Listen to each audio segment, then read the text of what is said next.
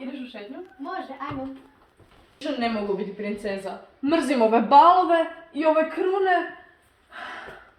Mrzim sve oko toga što sam princeza. Mrzim ove haljine, ama baš sve. Ja se želim zaljubiti. Kažu da svijet izgleda potpuno drugačije kada si zaljubljen. Blesovo.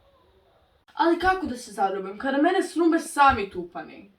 Čiji je štit jači, čija strelica brže leti, čiji je konj brži. Ja želim nekog drugačijeg, nekog pametnog, nekog osjećajnog. Šta ako slučajno zagrizem otrovnu jabuku? Dobro pitanje. Misliš li da bi me neko od onih tupana htio spasiti poljubcem? Čisto sumnjam. On je tamo? On što nešto čita. Za njega ne vrijedi trošiti ni riječi. Pa vidiš, nisam izbjeljiva. Idem ja na zahod. Pa gdje sam ja?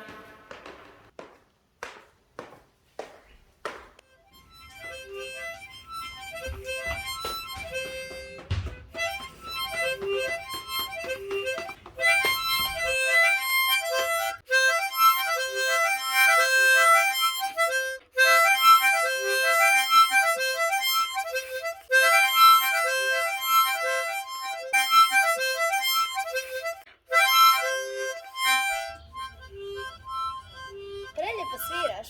Molim te lijepo, ni riječi kraljevni. Ako sazna da sviram trombon, vjerovatno će me potpuno otpisati. Ne mogu spavati, ne mogu jesti, srce će mi prepući od silne ljubavi.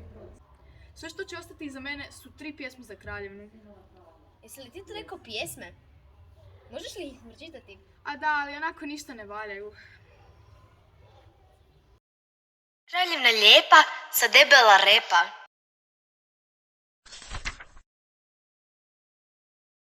Super, ova pjesma je dobra.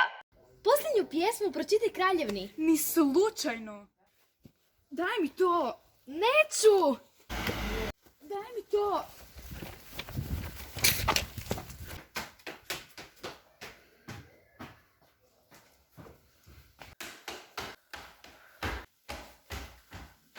Vidiš što ti je Vitez napisao?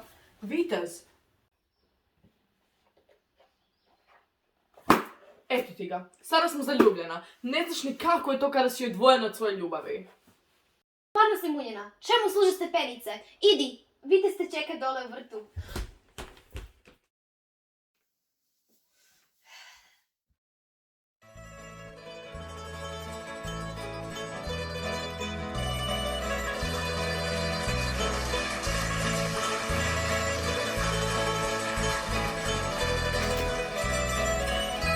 Večer.